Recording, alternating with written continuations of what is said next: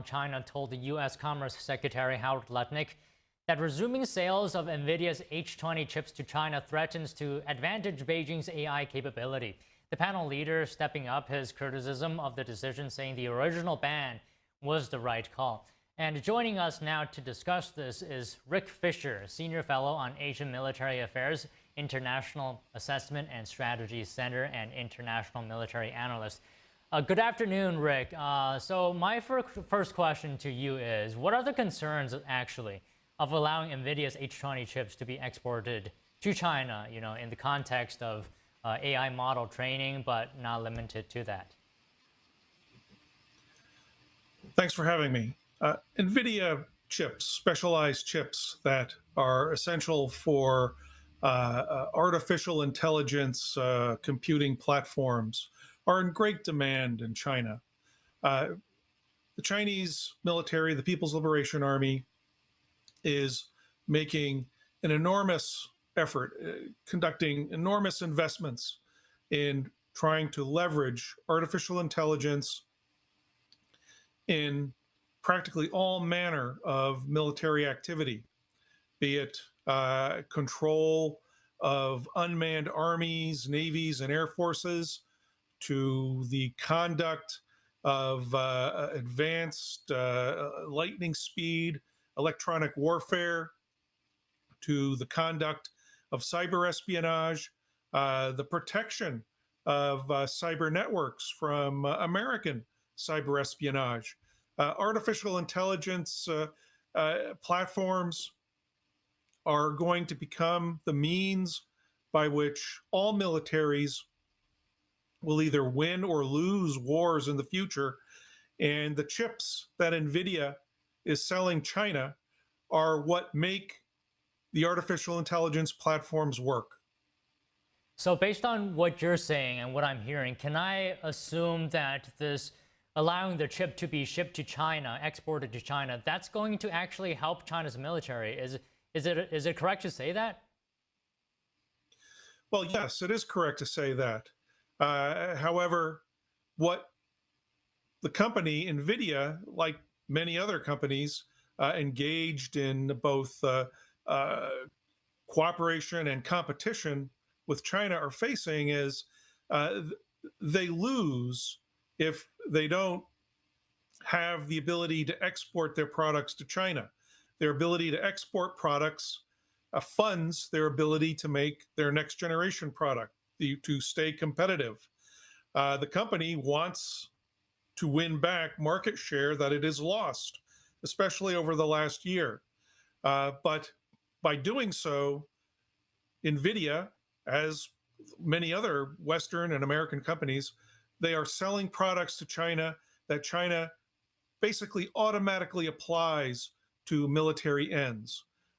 China has taken open source large learning platforms, or AI platforms, made by Meta, and has applied them to military tasks against our rules. There's really little way to stop China from using NVIDIA's chips for military purposes. But if we stop NVIDIA as a company, a major American company, will suffer. My solution is that we simply have to try to devise a way to equalize the pain amongst all Western exporters to China. And to do that, we need to revive a Cold War institution called COCOM, which stands for the Coordinating Committee for Multilateral Export Controls. Once all Western countries, all democracies, allied democracies, are applying the same standards, the same restrictions to their high-tech exports to China, then the burden, or pain, if you will, is at least being shared. And the result of restricting China's advance militarily is the outcome. That's very interesting. That I've never actually heard this point where the American company actually needs China in order to develop more advanced AI chips. That's very fascinating. How important would you say is maintaining AI dominance in this AI arms race? Essential.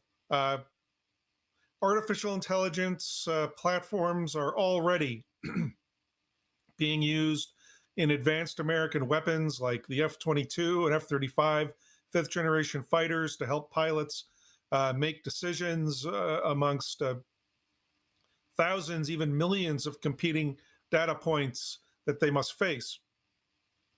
And AI platforms will become ever more useful as this technology advances. China, the United States, European countries are already developing pilotless fighter aircraft that can go and autonomously conduct combat operations, both offensive and defensive, with little human control. And this is also happening in other armed services, in the Army, in the Navy. They're also developing unmanned platforms. And I would say that in China, this is also happening. China is practically on the cusp of being able to mount unmanned combined arms military operations. And the ability to leverage artificial intelligence and the chips that can process the vast amounts of data in order for an AI operation to work is essential for the United States to control. It's essential that we dominate this technology. It is essential that we try to control China's access to it, at least from the Western side. Are these NVIDIA chips that are being exported to China, in generally speaking, are they very much a leap in capability compared to what Chinese firms can produce? In many cases, yes. They are more advanced than what Chinese firms can produce. They are not the most advanced chips. Restrictions are being put on these chips, but they still allow China to elevate its capabilities. And this is just the evil balance that American leaders, American trade officials are forced to devise. We don't want to lose market share. We don't want our companies to lose out from not having the profits to invest in new and more advanced products.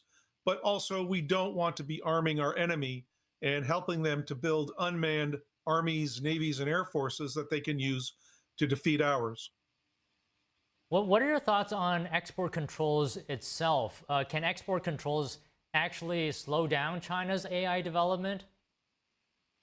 Yes, if applied broadly and across the board, and they can be made to apply to all companies that are engaging in AI exports to China. This was the beauty of COCOM during the Cold War. It was, yes, a frustrating bureaucracy, but it also succeeded in limiting the ability of the former Soviet Union to develop technologies that would allow it to be to gain superior capabilities over the West. This was a key victory for the United States and the democracies during the Cold War. We need to revive the ability to win the next Cold War. And by winning the Cold War, we prevent hot wars from breaking out. So export controls, broad export controls of high technology products to China is now, again, very much necessary in order to win this Cold War. Okay, just one last question real quick. I'm wondering if you agree to what a NVIDIA spokesperson said on the relaxation of restrictions. They're defending it, essentially saying America wins when the world builds on US technology. Do you agree with that? To a certain extent, the spokesman is correct. When a company like NVIDIA is allowed to profit and develop better chips to win larger shares of the market, yes, America wins as well. But when China is able to exploit these products and build weapons that can defeat American weapons, well, no, we're losers. So we have to strike the balance. We have to Yes, ensure that our companies can profit and remain ahead technologically, but we also have to find new ways to prevent China from exploiting our technology, stealing our technology, and winning all the arms races. And we're not doing that.